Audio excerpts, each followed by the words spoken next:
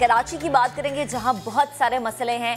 महंगाई, बेरोजगारी, street crimes, मसाइल में घिरे कराची वाले अब नफ्सियाती मसाइल का शिकार होने लगे हैं। हालिया सर्वे से पता चला है कि तकरीबन 20 लाख लोग जो हैं दिमागी जो बीमारियां हैं और उनकी जो दिमागी सेहत है वो मुतासर होने लगी है। तो प्रोग्राम में आज इसी मामले पे तफसीली गुफ्तगू करेंगे, लेकिन कराची वाले सोचते क्या हैं पहले ये सुनिए। कारोबार आजकल तो आप देख लें, आप कारोबार नहीं है बिल्कुल। पढ़े लिखे जो नौजवान हैं वो आजकल ऑनलाइन काम कर रहे हैं। एक तो घरेलू प्रॉब्लम है, ऊपर से लॉकडाउन है, ठीक है, काम कारोबार है नहीं, बेरोजगारियां फैल रही हैं, तो लोग अपने घर की टेंशन, बीवी बच्चों की टेंशन लेके रोडों पे जब निकलते हैं तो रोडों का उससे बुरा हाल होता है। बंदा सोचता है कि मैं बाहर भी निकल के क्या करूँ, किधर जाऊँ, किस साइड पे जाऊँ, किधर जाके टक्कर मारूँ अपनी। इस कराची शहर के लोग कहाँ जाएँ? इस वक्त 2 साल हो गए हैं, लोग मारे सरप्लस लोगों ने कर दिए हैं, बेरोज़गारी की इंतहा है। आप अक्सर लोगों को देखें रोडों से चलते हुए लोग आपस में बातें कर रहे होते हैं। एक्सीडेंट की जो एवरेज है वो बढ़ गई। जॉब लगती है, फिर जॉब करते हैं, फिर बोलते हैं निकाल देंगे, ये कर देंगे, वो कर देंगे, फिर सीवियाँ दो, ये दो। बेरोज़गारी आपके सामने, लाइट चले आती है, उसमें ही बंदा कॉल करे, फिर 10-10 घंटे बाद लाइटें आती हैं। सड़कें देखो, हमारे टायर पंचर हो जाते हैं, 2-2, 3-3 सौ रुपये, 4-4 सौ रुपये हमारे टायरों पे लगते हैं। हम अपना मोबाइल छुपा के घर जाते हैं कि यार मोबाइल ना चोरी हो जाए हमारा। हमने आपको ये रिपोर्ट दिखाई, ये लोगों के जज्बात, उनके तासुरात। इसी मामले पर मजीद बात करने के लिए हमें ज्वाइन किया है Karwan Hayat institute of mental health care के CEO ज़हीरुद्दीन एम बाबर साहब ने। सर, बेहद शुक्रिया वक्त देने के लिए।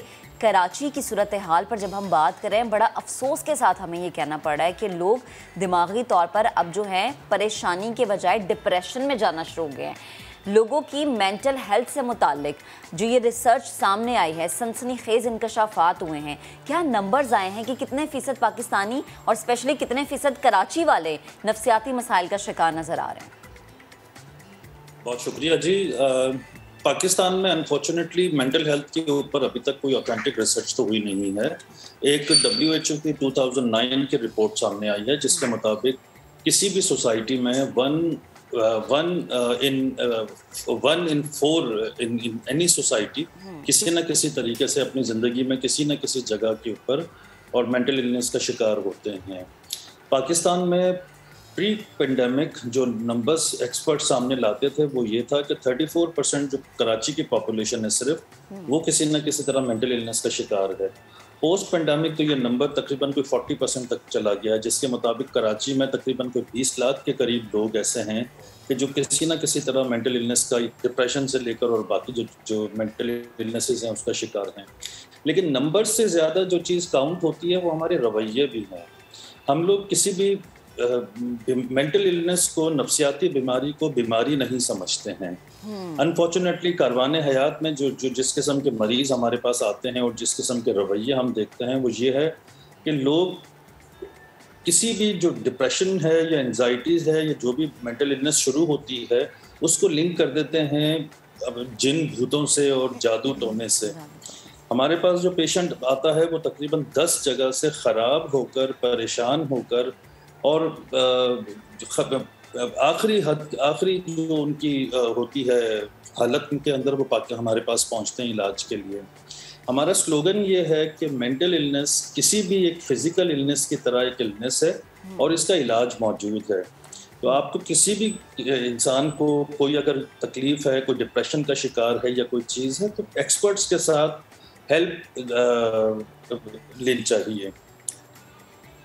अच्छा, ये बताएं सर कि अगर स्पेसिफिकली कराची की बात करें, ज़िंदगी की रफ्तार बहुत तेज़ है, मुआशी हब भी है, बड़े शहर में यकीनन मसाइल भी बड़े ही होते हैं। शायद यही वजह है कि तकरीबन 20 लाख लोगों की जो दिमागी सेहत है बेहतर नहीं है। बिल्कुल, देखिए 3-4 चीज़ें इसमें कंट्रीब्यूटिंग फैक्टर हैं जो मेंटल इलनेस कराची में ख़ास तौर से बड़े शहर में बढ़ रहा है। सबसे पहले आपने अपनी रिपोर्ट में दिखाया कि लॉकडाउन की वजह से जो बेरोज़गारी है, स्ट्रीट क्राइम्स की हालात हैं, बिजली बाज़ औक़ात नहीं होती है, पानी के मसले हैं, एक जो महंगाई का एक सिलसिला है वो तो अपनी जगह के ऊपर है, जो हम सबको पता है। पिछले 2-3 साल के अंदर जो महंगाई हुई है, पहले एक अच्छी नॉर्मल फैमिली 25,000 रुपये में शायद अपना गुजारा कर लेती थी, अब उनके लिए 50,000 रुपये में भी वो गुजारा करना बहुत मुश्किल है। ये वो कंट्रीब्यूटिंग फैक्टर हैं कि जो मेंटल इलनेस की तरफ लोगों को लेके जा रहे हैं। इसमें एक जो सबसे बड़ी चीज़ है वो ये है कि देखिए, डिप्रेशन और एंजाइटी या जो नफ्सियाती बीमारियां शुरू होती हैं, इसको शुरू के अंदर अपने अच्छे रवैयों के जरिए अपनी ज़िंदगी को बेहतर करके पॉजिटिव रवैयों के साथ इसको बेहतर किया जा सकता है। ज़िंदगी में एंजाइटी बहुत ज़रूरी है। हम सुबह उठ के दफ्तर जाते हैं, काम पे जाते हैं, बच्चों को स्कूल जाना होता है, ये एंजाइटी बहुत अच्छी एंजाइटी है। इस एंजाइटी की वजह से ये एंजाइटी आपको मजबूर करती है कि आप अपनी टाइमलाइन अचीव करें, अपने प्रोजेक्ट्स की कोई टाइमलाइन है, ऑफिस जाएं। लेकिन यही एंजाइटी, अगर ये डिप्रेशन आपको प्रोलॉन्ग पीरियड तक रहता है तो फिर वो इलनेस में कन्वर्ट हो जाता है। सही। अच्छा सर, ये बताएं कि हम जैसे बात करें कि महंगाई, बेरोज़गारी, स्ट्रीट क्राइम्स तो चलें आपको डिप्रेशन में मुब्तला करते ही हैं, लेकिन ऐसे हालात में जो आपके रिश्तेदार हैं, जो आपके प्यारे हैं, जो आपके साथ रहते हैं, वो किस तरह से अहम किरदार अदा कर सकते हैं? हाँ, देखिए, मेंटल इलनेस के अंदर जो हमारा सबसे बड़ा जो फैक्टर है हम पाकिस्तानियों का, वो हमारा फैमिली स्ट्रक्चर है। हमारे पास जो गवर्नमेंट का सोशल सर्विसेज का स्ट्रक्चर है वो तो इतना अच्छा नहीं है, लेकिन जो फैमिली स्ट्रक्चर है वो बहुत अच्छा है, जहाँ पर हम फैमिली एक दूसरे को सपोर्ट करते हैं। कारवाने हयात में हम जो अपने जो मरीज़ हैं और जो बाकी लोग हैं, हमारा जो यूनिकनेस है वो रीहैब प्रोग्राम है, जिसके अंदर हम फैमिली साइको एजुकेशन भी प्रोवाइड करते हैं फैमिलीज़ को, जिसके अंदर फैमिलीज़ को ये बताया जाता है और फैमिलीज़ को ये सिखाया जाता है कि वो अपने जो मरीज़ हैं या जो लोग हैं उनको किस तरीके से घर में हैंडल कर सकते हैं। बहुत ये इम्पोर्टेंट बात है, ये आपकी बड़ी अहम काविश है साहब। उनके इलाज पे कैसे तवज्जो हो सकती है। थैंक यू सो मच, मेरे साथ मौजूद थे। और मेंटल ग्रोथ बहुत ज़्यादा अहम है, और इसलिए क्योंकि मेंटल इलनेस से पहले का ये स्टेप है। अगर आप मेंटली स्ट्रॉन्ग है तो आप इलनेस की तरफ जाएंगे ही नहीं।